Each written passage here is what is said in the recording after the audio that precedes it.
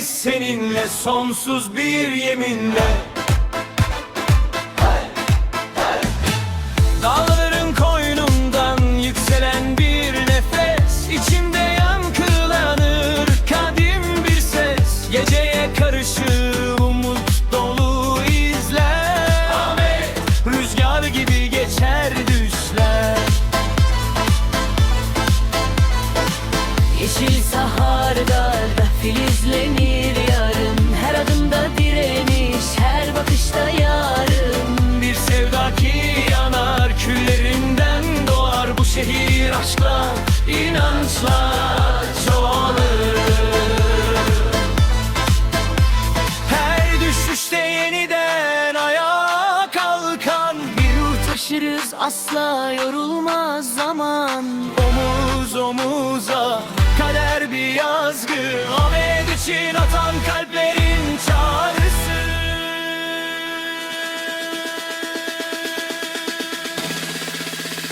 Ahmet, Ahmet, yüreğimiz seninle. Yaşa, yaşa, sesimiz gökte. Ne fırtına söndürür, ne zaman serer. Ahmet Spor, ruhumuz seninle. Sokaklar fısıldar adını geceler boyu. Her çocuk büyür seninle umut dolu. Bir top, bir düş, bir inanç yeter. Bu sevda yazılmış alın yazımıza kader. Renklerimiz bir, yüreklerimiz aynı. Bu bağ çözülmez, ne dün ne yarın ayrı. Yıkılsa dünya, sarsılsa zaman, Ahmet için dimdik duran bir iman.